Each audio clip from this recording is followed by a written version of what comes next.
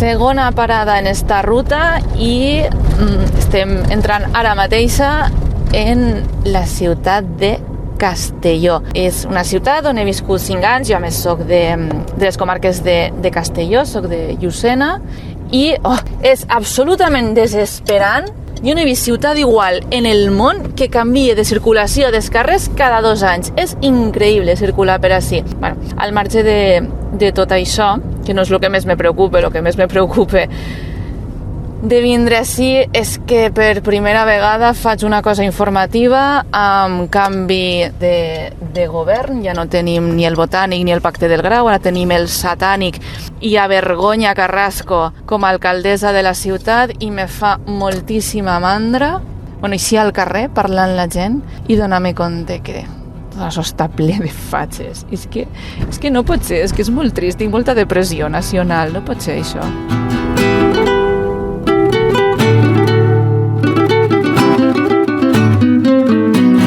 Que viva España, amb Ben Mazafón.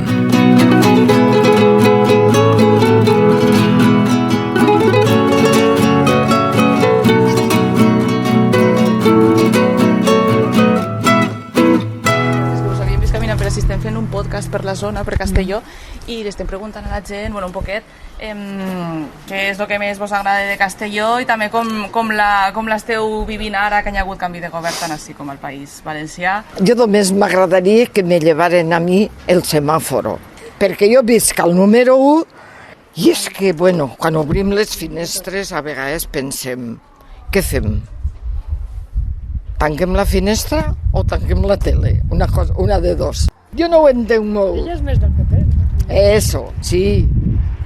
Jo soc més del PP, però soc major ja. I no me marege en polítiques i romansos. És que t'he vist que te podia fer esta pregunta, tu. Bueno, pues imagina't com estem. Imagina't que tenim una alcaldessa del Partit Popular, tenim consellal de Vox, tenim un atac a la cultura altra vegada terrible, per ara no mos donen massa problemes, però en el seu cap és anar a per tot el que sigui que soni a nacionalisme, a esquerra, a País Valencià i a cultura valenciana, que venen a per nosaltres, amb molta diplomàcia, això sí, amb molt saber fer, perquè sabem parlar, sabem fer les coses, però ens estan donant per cul. I què hem de fer? Què hem de fer? Pues esperar a votar la pròxima vegada. No en tenim una altra. No en tenim una altra. I lluitar contra ells. Què tenen que fer? Pues mira, fer una miqueta de cuidado. Ai!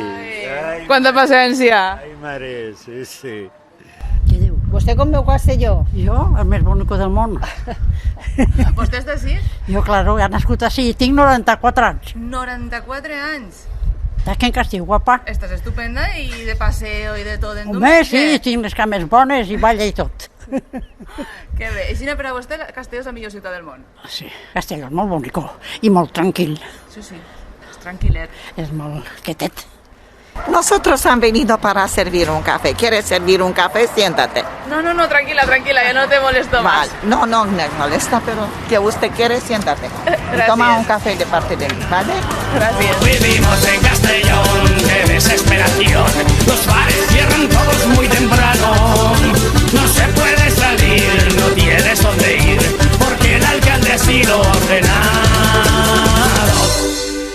Ens acompanyen ara Enric Nomdedeu, exsecretari autonòmic d'Ocupació i actual prejubilat, i Mónica Álvaro, diputada a les Corts Valencianes. Hola, què tal? Hola, bona vesprada. Bon dia, jo encara no m'he jubilat, Jo estic ahí. Esta és la part que correspon en la nostra parada del road trip a Castelló i al meu país, i la veritat és que no sé molt bé per on començar de tots els temes que podríem parlar ara mateixa.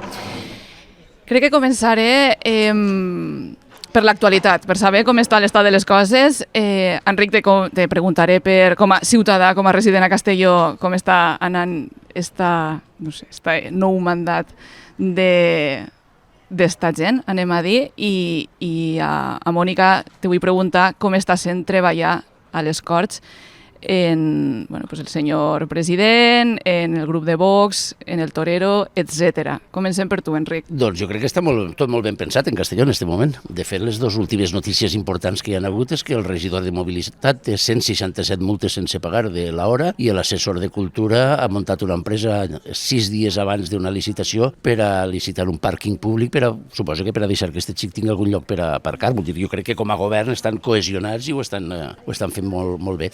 Bromes a banda, perquè no fa maleïda la gràcia, un esperava que hagueren après alguna cosa després de tot el que van fer, o com a mínim que tardaren una miqueta més en demostrar lo corruptes que poden arribar a ser, i no, sense cap problema, en els primers 6 mesos. A cara descoberta, Mònica, què tal estàs treballant ells a les Corts? Jo he de dir que estic disfrutant moltíssim. Perquè ara per primera vegada te pots soltar, no? I pots dir allò que realment penses. L'altra volta era, no anem a ficar en un lío al secretari d'autonomia i d'ocupació, però ara es pots dir lo inútils que són a la cara, les coses com siguen. I està sent molt mogudet. De fet, ara sols hem tingut un plenari en el que va d'any. Nosaltres acostumàvem a fer-ne com a mínim 2, una miqueta de serietat, però solament han tingut un plenari en el que va d'any i, francament, divertidíssim, perquè és que no s'espera on pegar en esta gent.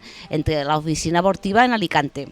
Avui han despertat així al costat, en el poble de Onda, en una escalinata tota plena de colorins entre groc i roig. En Orpesa nos deixen als xiquillos cantar en el cantascola perquè diuen que és adoctrinament, mentre que se van gastar 8.000 euros de llibreters valencians en un cor infantil que havia creat l'arxobispo Cañizares. Aleshores, així si vols cantar alguna cosa, tens que cantar missa, ho tinc claríssim. Vale, veníem a nivell general, hi ha hagut variacions en pobles, però de més o menys 8 anys d'un altre tipus de govern, anem a dir-lo així, i igualment, abans d'aixòs 8 anys ja veníem d'una vintena, depèn del lloc també, d'este llegat nacional, catòlic, pepero, valencià, bouero, tot el que direm. Claro, exactament, perquè moltes coses se mos han oblidat. Com recordeu l'arribada a les institucions? Com van deixar esta gent el percal quan se'n van anar? Jo ja fa molts anys vaig ser regidor i per a situar-nos un poc, jo he compartit 12 anys a l'Ajuntament de Castelló amb Carlos Fabra, que diràs que com a concepte és per a que ens fem una idea de què estàvem jugant i a què estàvem jugant, i quan vaig ser diputat provincial va ser en el primer mandat després de Carlos Fabra, però on encara estava una bona part de la seva estructura, entre ells la seva nòvia, reconvertida en regidora d'este poble, en el que no tenia absolutament, de Borriana, vull dir que no tenia absolutament cap relació perquè era de la vall, però tenien que buscar un poble on la volgueren col·locar i la van fer regidora de policia local i diputada provincial. O hi havia Paco Martínez, que era l'alcalde de Vall d'Alba, que va acabar condenat a, crec que eren 18 mesos de presó per una denúncia que vaig presentar jo de la mà de Silverio Tena, que era el nostre regidor en aquell moment en Borriol. No? Pues estaves davant d'una realitat que veies que eixies tots els dies als diaris, perquè hi havia una presència que era com el gòlem de la corrupció, no? Carlos Fabra, no sé el que li tenies que escriure al front per a desarticular-lo, però era tot el que passava al seu voltant, era una cort de podredumbre política i de mala fe molt complicada. Nosaltres, quan ens fem càrrec, per exemple, de l'Ajuntament de Castelló en el 2015, quan entré jo com a vicealcalde, ens trobem, per exemple, i això Verónica Ruiz, que era la regidora, és la que alça la llebre, ens trobem milers d'exemplars de llibres publicats per l'Ajuntament florint-se, però florint-se realment, en magatzems, que a més no hi havia possibilitat de vendre'ls perquè no hi havia una ordenança de preus públics ni res, eren llibres que s'editaven perquè la teva cosina ha escrit uns poemes, pues s'edita el llibre i ja li regalarem a qui te doni la gana, quadres, alguns d'ells en molt de valor, altres no, alguns d'ells en molt de valor, abandonats allà dins i sense un inventari dels béns municipals. No?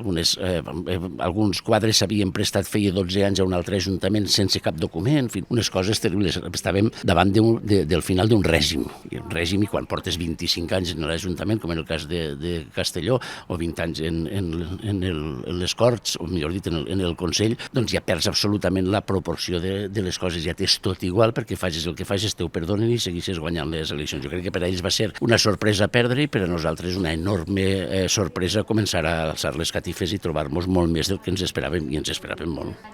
Descompuestos y acumulando polvo y humedad entre todas estas cajas. En estas condiciones se han hallado en la Casa Cultural de Castellón casi 62.000 libros, abandonados sin estar ni siquiera catalogados. Sin ningún tipo de control, pido un listado y no estaba actualizado porque el funcionario en concreto ya se había jubilado. Un desastre absoluto. Todos ellos fueron editados por el anterior gobierno del PP. El ayuntamiento les acusa de no haberles dado salida y denuncia la pésima gestión de un patrimonio valorado en 700.000 euros. Aunque ojo, porque no todos son joyas literarias. El criterio cultural dejaba mucho que desear. Que los 4 amiguetes que yo conozco publicaban y los 4 amiguetes que no conozco pues no publican.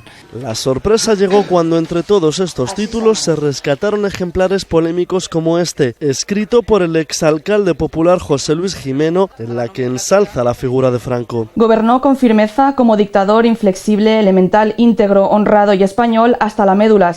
Jo en el temps que conta Enric de que ell estava en la Diputació, jo era l'única regidora que tenia en govern, crec. Jo aleshores era tinent d'alcalde de Vila-real, nosaltres vam entrar en Vila-real en el 2011, va ser el primer govern del canvi, aleshores Benlloc no feia jures de bandera, tot n'hi ha que dir-ho, no era tan... pues eso.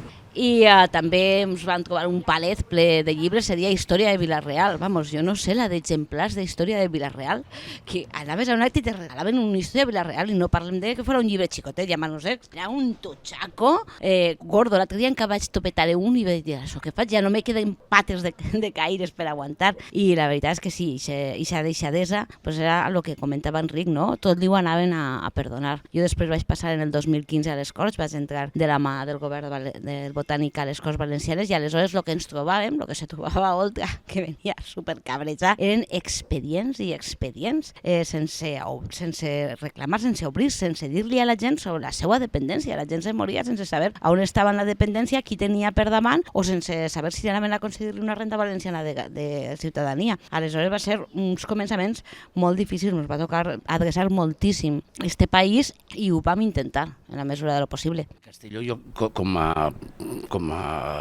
exemple més clar de la manera en què va governar aquesta gent, més enllà de que vam estar vora de 12 anys sense Pla General d'Ordenació Urbana per una falta d'exposició pública, etc., i que ells no van voler revisar. En fi, més enllà de tot això hi ha una operació que ho abarca gairebé tot, no? De totes les maneres de fer corrupció i de fer les coses malament, que era Mestrets, no? Que és una zona de Castelló no molt habitada, en masets antics, alguna caseta una miqueta més nova, molt de camp mig abandonat, alguns de conreu encara, però no molts, i que el Partit Popular volia fer fora tota aquesta gent per ampliar un camí, el camí Mestrets, i per a fer això el que van fer va ser aprofitar totes les idees urbanístiques absurdes que tenien en la ciutat, que eren, per exemple, els 2 grans tòtems, que era el centre de convencions de Calatrava. El senyor Calatrava va vindre, jo estava, no m'ho han explicat, va vindre a l'Ajuntament de Castelló després d'emportar-se molts dinerets només per firmar que anava a fer una cosa, que després mai se va fer.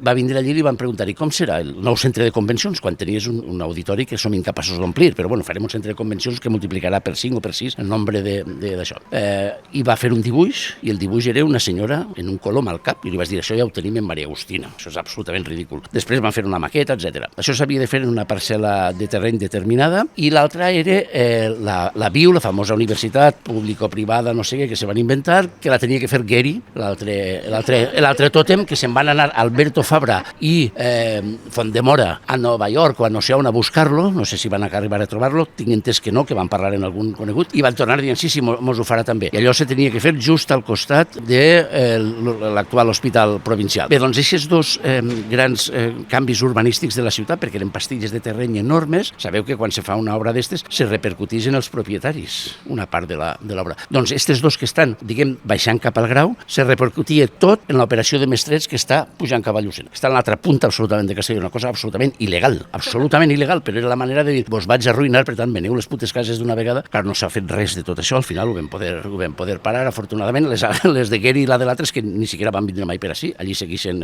els camps erms, absolutament, i lo de Mestrets al final se va poder salvar, però després de fer que alguna de la gent que estava allí s'espantés, a part de passar 4 o 5 anys molt malament, en la pressió de dir, me van a deixar sense casa, s'espantés, acabés venent, i avui el 80% del terreny d'allí és propietat de 2 o 3 grans inversores urbanístiques polítiques que han perdut fins els pèls del cul, parlant en plata, perquè allí no s'ha fet res ni se farà res, en principi, i els 4 o 5 que van aguantar segueixen en la seva caseta, ara rodejats de merda, perquè abans hi havia mitja vida, però ara com està quasi tot buit, doncs hi ha rates de la mida d'un conill, no? Això era l'urbanisme que teníem en la ciutat. Nosaltres també lo de les obres faraòniques, recordeu de tots els plan Confianza, plan ZP, bueno, pues al meu poble, Vilareal, van fer estragos. Ahí me recorda que teníem el centre de tecnificació esportiva, que Fondemora, hijo predilecto de la ciutat. Fondemora anem a dir, perquè ell també l'ha anomenat, que era conseller d'educació, no?, en l'època. D'educació. Alejandro Fondemora. I pintor. I pintor. Deixa'm que digui una barbaritat. Fondemora... L'exposició de les coses ho conté jo, eh? Sí, no, de Fondemora només Farnós, que tu recordes Farnós, que era un altre personatge còmic, el fill del Farnós històric de la UCD i tal, que era un personatge que vol pul·lular al voltant de la cultura i del PP i tal, va fer que a Fondemora, que li feia molta il·lusió, fora de mantenidor de les festes de Sant Pere al Grau de Castelló i ho va fer en vers. O sigui, mantenidor ja és lleig, però en vers, hòstia, és dur. I era caragol, no sé quantos de la mar, i feia unes coses així, era una addicció absolutament. I a l'acabar Farnós va vindre i m'ha dit, què t'ha paregut el meu jefe? I li vaig dir, di-li per favor, Alejandro, que preferís que abans de que me faci una oda, perquè ell era forense, que me faci una autòpsia. Se va enfadar molt motiu. Home, en pintor jo te dic jo que no sabria si preferís la oda o les pintures. De fet, allà a les Corts Valencianes tenim a tots els...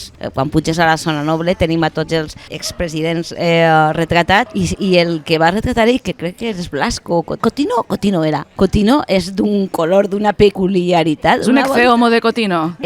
Una volta li va deixar Morera, perquè ell estava de vicepresident en la mesa, li va deixar Morera que fera una exposició a les Corts. Vale? Bueno, allà va aparèixer tota la florinata del Partit Popular, tots pintats així en colors molt vius, i el que havia de ser una exposició de 10-15 dies, pues Morera la va tindre ahí com a 2 mesos, i al final ja anàvem a la mesa de les coses i dir, senyor Morera, quítemonos esto ya de una vez por todas, quítenos esto. La veritat és que jo haguera preferit com a poeta, com a pintor passar tots els dies per ahí, pues també, o a lo millor seria lo que pintava o les persones que pintava, que tampoc t'aveia a recordar-les tan vivament tots els dies que passaves per les comissions. A nosaltres ens deixaren també un centre de tecnificació esportiva, el senyor Fondemora, que va costar 4 milions d'euros i que avui és el dia que encara no s'ha obert.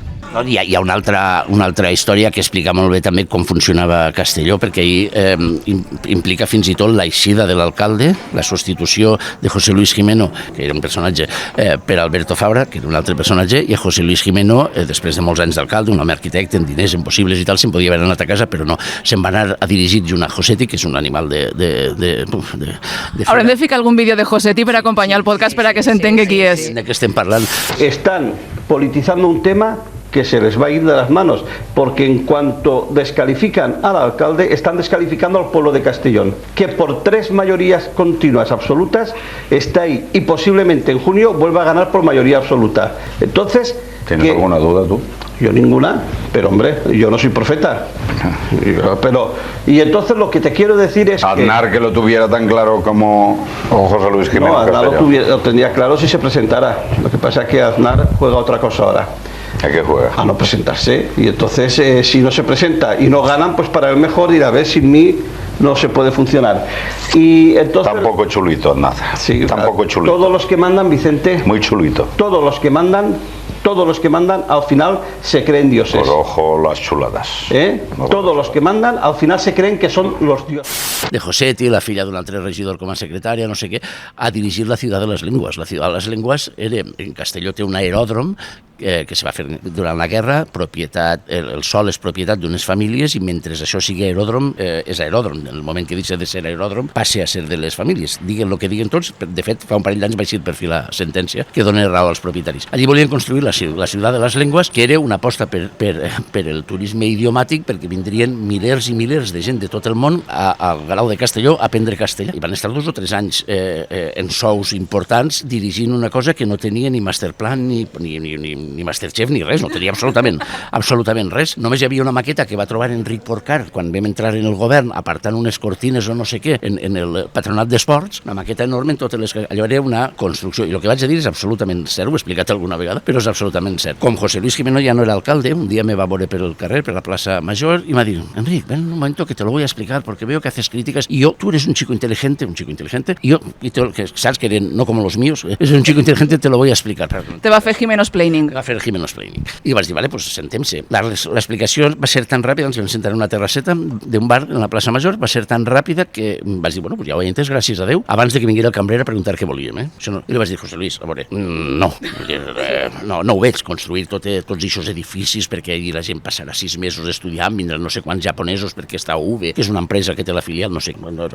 I va dir, al principi volíem que això fos una espècie d'universitat, però al final hem pensat que el que farem serà que no cal que contractem els professors, i vos juro que això és cert, els professors i les professores d'anglès de la ciutat de Castelló que vulguin donar classes a aquesta gent que vindrà s'hauran de certificar en Oxford no sé què, i en Londres està una acadèmia, no sé què punyetes, els donaran el títol d'Oxford, del FERS o el que punyetes sigui, i per a distingir aquells que sí que estan, acreditats per Oxford i els que no, estem pensant, vos jure que això és cert, o portaran una pajarita o unes sabates de color roig. Una de les dues coses. Això encara no ho han decidit. Vaig dir, bueno, pues ja ho hem entès, José Luis, és una operació urbanística, adéu, bon dia, me'n vaig. No estem bé. Creu que el País Valencià és un dels màxims exponents del capitalisme licitador? És un concepte que m'he inventat jo, però m'agrada. És molt probable. De fet, estem parlant d'històries que van canviar fins i tot l'economia, com a mínim, de l'Ajuntament, i hagueren canviat la de la ciutat, precisament en licitacions públiques que no anaven enlloc. He posat 3 exemples molt bèsties de 3 grans edificis, o 2 edificis i una dotació enorme en metres quadrats. Cap d'elles s'ha fet, però hi va participar tot Déu que tenia que participar, totes les empreses que havien de participar-hi, i van participar. És molt probable que sí, tenim aquesta rara habilitat de dir ni siquiera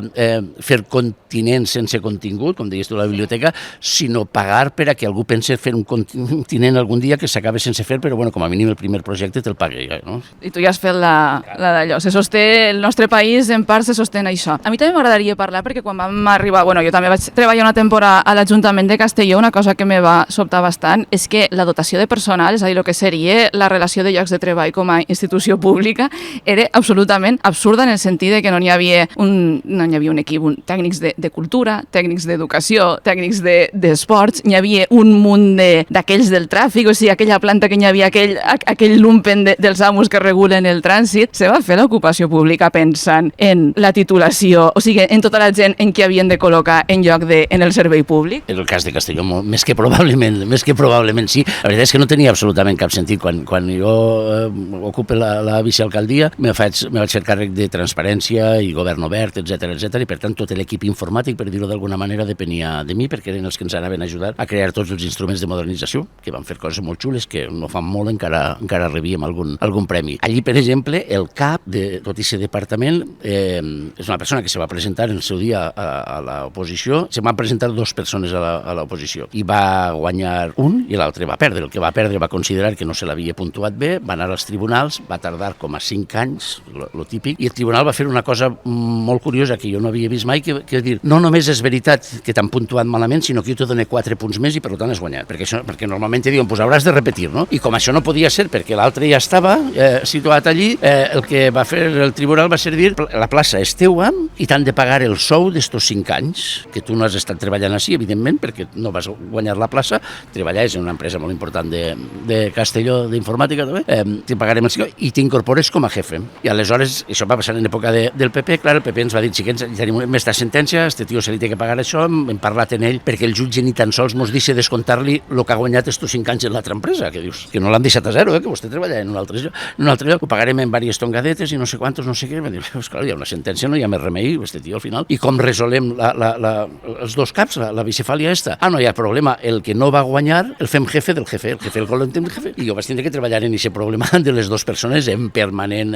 baralla, això, pues així anaven fent les coses, qui era un? Pues un era qui era i l'altre no era ningú, ja està. Tinc casos sorprenents, casos que se poden escapar a qualsevol lògica, no? Jo recordo, ja sent diputada, com estic a la Comissió de Sanitat, me conviden a l'Hospital Provincial de Castelló, i allà que me'n vaig jo a l'Hospital Provincial de Castelló i el primer que arriba, a banda de gent que no té espai, que ha tingut malalts en boxes o malalts en els passillos de l'Hospital Provincial, però a la diputada provincial de l'àrea no li podia faltar el seu despatx, que dius, què pinta una diputada provincial en un centre sanitari? Però la senyora tenia el seu despatx. A banda, doncs, me van pujar a una sala, ho recordaré sempre, una sala, pues, tope de marqueteria, superxula, i el retrato presidiendo del senyor Carlos Fabra. Jo vaig dir, i veu això d'ahir? O jo no me concentre, i després ja me van pegar una volteta per les instal·lacions, vaig poder visitar a les mongetes que vivien allí, al cura, que també estava nominat en l'Hospital Provincial presencial, que això sí que va acabar amb el Botànic, i finalment vam baixar al soterrani, on estava la famosa càmera hiperbàrica que se va comprar per si fèiem algun curset de bussets,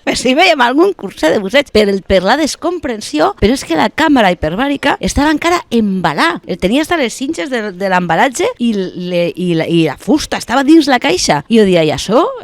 Dic, si ara s'ha de dedicar a una ubicació, dic, ui, si ara la tinguem que canviar de puesto, tindríem que destrossar el soterrani, perquè se va ficar la càmera i després se va fer el soterrani. I la càmera no se va provar en la vida, i ahí estava, per si fèiem algun curset de busseig. Jo vaig estar 4 anys en el Consell d'Administració com a diputat provincial i efectivament allò era terrible. Deies lo del capellà, m'he recordat que l'Ajuntament de Castelló ne tenia 2 de capellans en la RPT. Un que no estava a la plaça coberta i l'altre que vam ser nosaltres quan vam arribar, con Enric Porcar en aquest cas, que era el responsable de l'àrea, que vam dir, això cau, vostè deixa de ser tal, si fa falta tanque un conveni amb el bisbat, perquè com la seva feina, diguem, una part de la seva feina és en Lledó, que és una basílica, que és propietat municipal, doncs entenc que li tingui que pagar algú, però li ho paga el bisbat i que el bisbe tria que li dona la gana, vostè no pot ser funcionari i no li vull pagar. Jo va tindre una miqueta d'això, però en l'Hospital Provincial, per això que deies de com se posava la gent en els llocs i com se seguia. En l'Hospital Provincial van posar en atenció al públic, en informació, la persona que tu anaves i dies, com jo, que vaig estar abans d'ahir, escolta,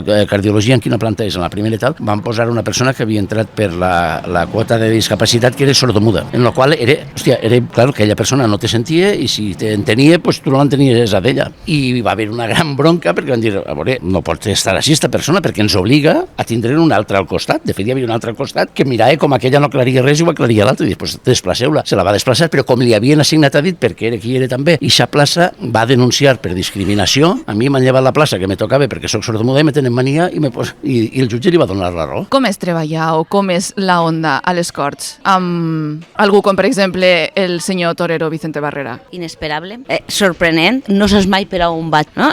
Són coses que no saps mai per on van a tirar-te esta gent, mai.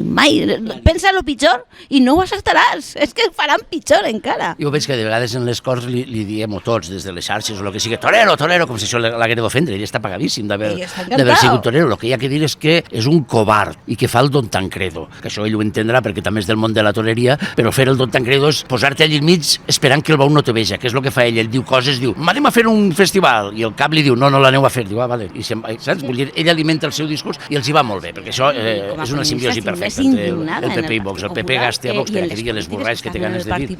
Que no és de Vox, els de Vox t'ho veies vindre, no? Però el Partit Popular que s'estiga prestant a tot un seguit de coses, ara mateix ens acaben de deixar a la plana baixa sense el programa de cribat de mamografia i se queden tan amples, o sigui, en la vida s'havia atrevit algú a tant o llevar-nos la casa de naixements que anava a Vila-real. Jo crec que això és un ensenyament per a nosaltres també, i ara parlo de nosaltres com a Compromís o com a nacionalistes o com a membres d'un govern que hem sigut, i és que vam actuar permanentment en la por de no anirem massa lluny, no sigui cas que aquells s'enfaden, no sigui cas que la reacció, que no sé què. No hem avançat ni la meitat del que haguérem tingut que avançar en 8 anys en molts temes, sempre per por, per intentar quedar bé en sectors que mai en la vida te van acceptar, ni te van a votar, ni te van a acompanyar en aquesta història. I ara veus que arriba aquesta gent i sense cap tipus de problema posa la rotovator i passa per damunt d'absolutament de tot i els dius, això és una barbaritat. Bueno, m'és igual, a mi m'han votat, jo faig les barbaritats i el meu públic m'ho compra. I el nostre públic, a nosaltres, ens haguera comprat coses que no vam gosar fer per si no li agradaven als altres que no ens tenien que donar suport. Jo dic en general, jo que he sigut membre del govern, he fet coses que potser haguera tingut que anar més lluny en algunes coses, i saps, i per no trencar res i tal, dius, no, és millor una evolució que una revolució, perquè l'evolució és la revolució que triomfa, i és contra ningú. Punyetes, estos venen sense cap tipus de problema, es posen la directa i si tenen que passar per damunt, te passen per damunt i ja està, i no paguen penora. Al seu públic això ho accepten, els hi va bé, al contrari, t'han votat per a fer això, i a nosaltres estaria bé que alguna vegada ens preguntarem per a què ens ha votat la gent, perquè a lo millor si fèrem allò que la gent ens ha votat per a què fèrem, no ens hagueren anat tan malament les coses ara fa 6 mesos o 8 mesos. I tu has de tindre temps, i en política l'únic que no tens és temps, o sigui, el programa plurilingüisme que portàvem era estupendo si haguem estat 20 anys, però en el moment en el que estàvem, pues tu no te podies permetre certes coses que a lo millor no vam anar més enllà, no vam apretar més en el requisit, per exemple, perquè què ens diran, o si tornarem al catalanisme, nacionalisme, o si això no sentarà bé i tal. Sí, nosaltres també van ser poc agosats en matèries on tocava, i n'hi ha moltíssimes. Sí, això vos ho està tirant en cara la gent. Els votants us ho està tirant en cara. I tenen raó. Això que deies que ens ho recrimina l'electorat és veritat, i al final és la meva anàlisi personal, que jo no sé molt d'aquestes coses, no? Però la meva lectura com a ciutadà que dèiem al principi, s'ha molt implicat perquè alguns dels errors que s'han comès els he comès jo personalment, segur, perquè estava en el govern. Per por a que l'altre costat polític, per dir-ho d'alguna manera, se'ns posara en contra i ens fèrem la punyeta i tal, hem sigut molt timoratos, que no sé com se diria, hem tremolat moltíssim a l'hora de fer les coses, fent enfadar a la gent que ens votava. Vull dir, en lo de la llengua que deies, per exemple, el principal sindicat, Escola Valenciana, no sé què, han acabat disgustadíssims en les coses que han fet perquè han considerat que no hem anat prou lluny, i no hem anat prou lluny per por a que els altres els hi semblava que anàvem massa lluny. El primer que han fet els altres és dir ni lluny ni a prop mos ho carreguem tot. I dius, hosti, al final és el que deia Mònica, no? En una política lingüística sobre la llengua i sobre els usos de la llengua, etc demana molt de temps, perquè demana una generació, no sé què, demana molt...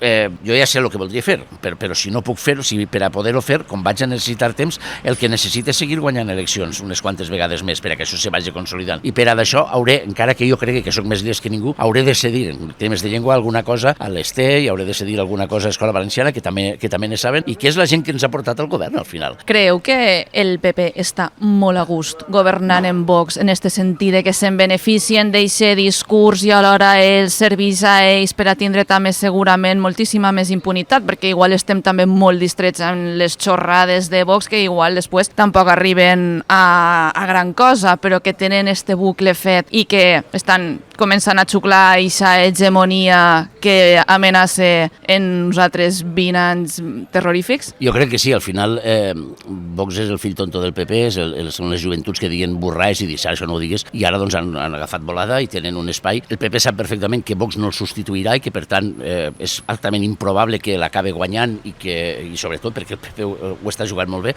que l'acabe guanyant i el suplante, per tant serà un apèndix que li serveix per això, per veure com diuen algunes coses que ells voldrien dir i no han gosat dir-les, poder-les frenar i dir, veus com no soc tan... És el que feia el PSOE en nosaltres. És que és el que feia el PSOE en nosaltres. És que en la diferència de que jo crec que les coses que nosaltres dèiem no eren aquestes barbaritats. Jo no recorde que el conseller o la consellera d'Educació o de Cultura en cap moment anara a una biblioteca i digui lleveu la revista Cuernos Espanyoles i Toros en no sé què. No, això no ha passat, simplement. Per tant, hi ha una diferència entre intentar governar per a tots, òbviament des d'una òptica valencianista, bla, bla, bla, o ser un cafre redomat que vas a carregar-te una llengua, una cultura, una tradició, etc. I al PP ja li va bé, perquè en el fons això el seu públic també li ho compra, i si la cosa fa molt lletja, se posa serio mazón, que també dius mazón i serio en la mateixa frase, jo què sé, se posa serio mazón i pareix que siguin ells els que aturen els altres i els convertissin en un agent central.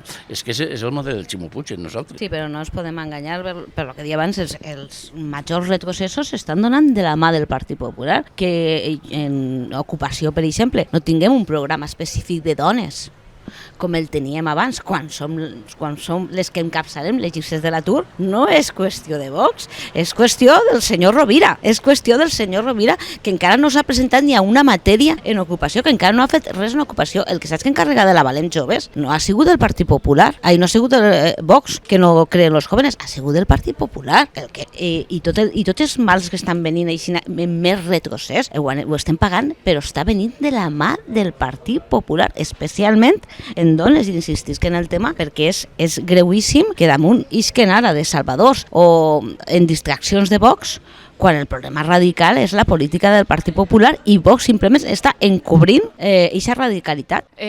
Finalitzem l'entrevista en un poquet d'esperança.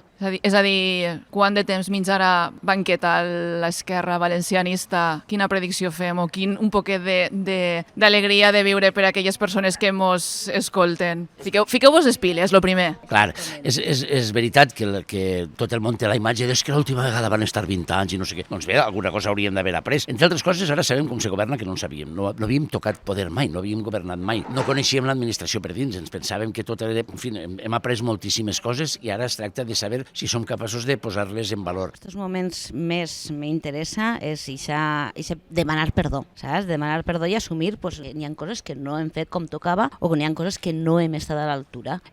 jo crec que quan nosaltres demanem perdó i tinguem aquesta reconciliació més que necessària en aquesta gent que sempre ha sigut nostra i puguem sentar-nos a parlar i dir-los, mira, això no ho van poder fer per això, perquè no era perquè no volgueren moltíssimes vegades, era per condicionants que hi havia.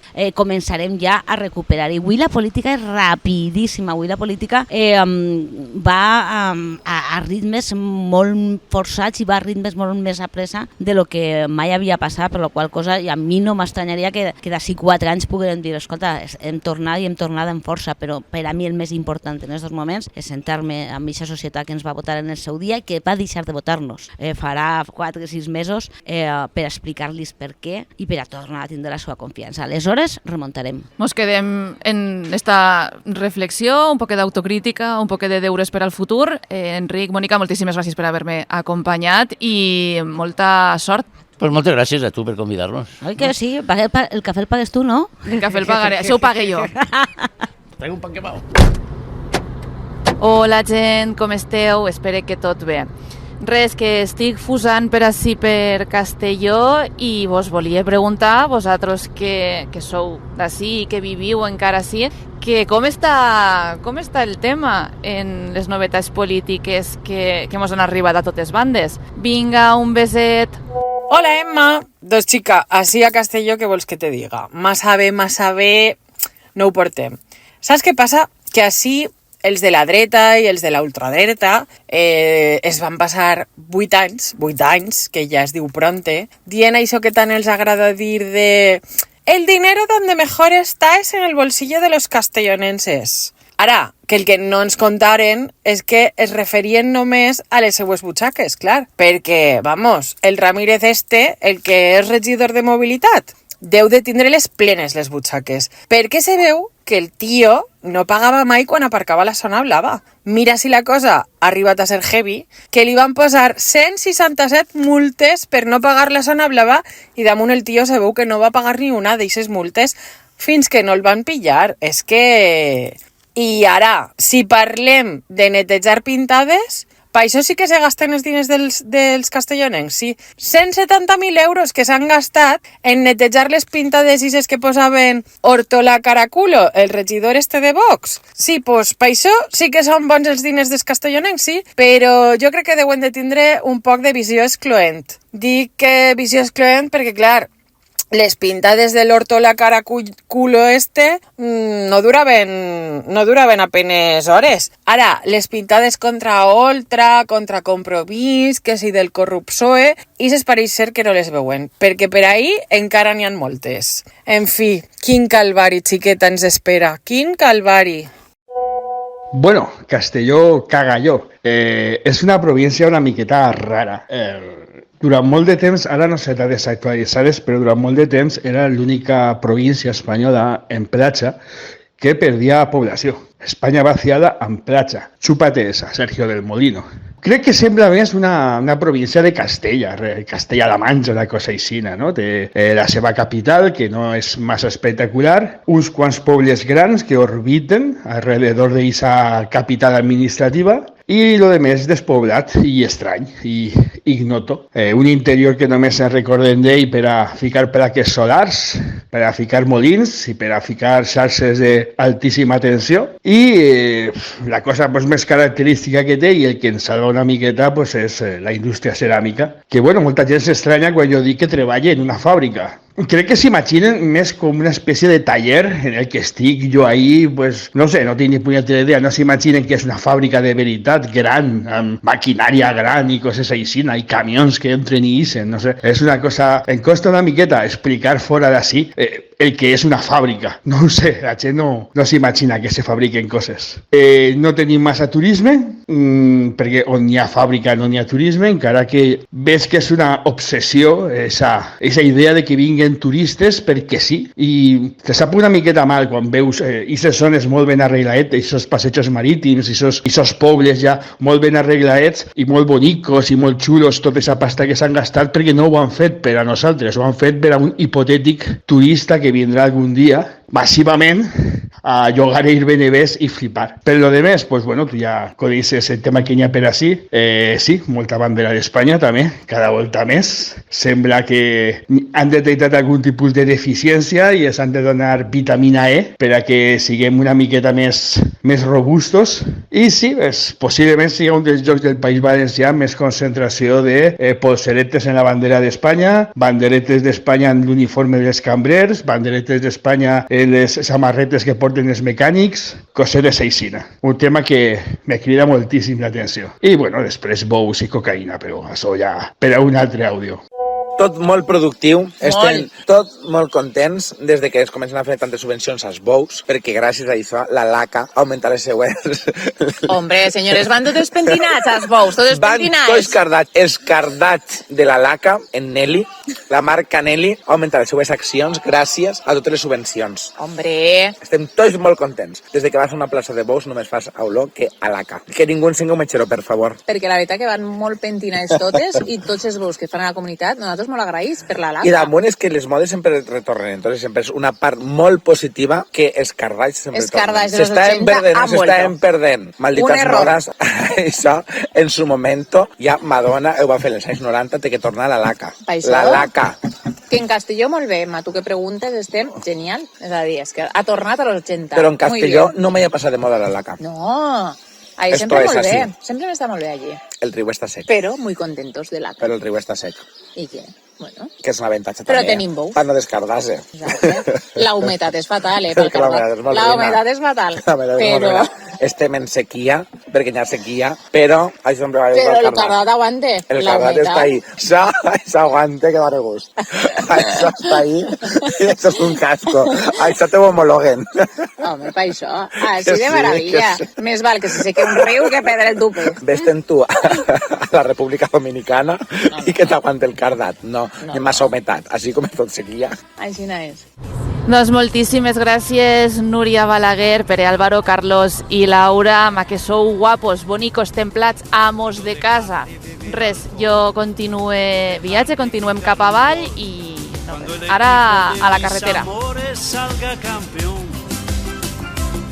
Pero dejar la costa de azar no lo consiente mi corazón.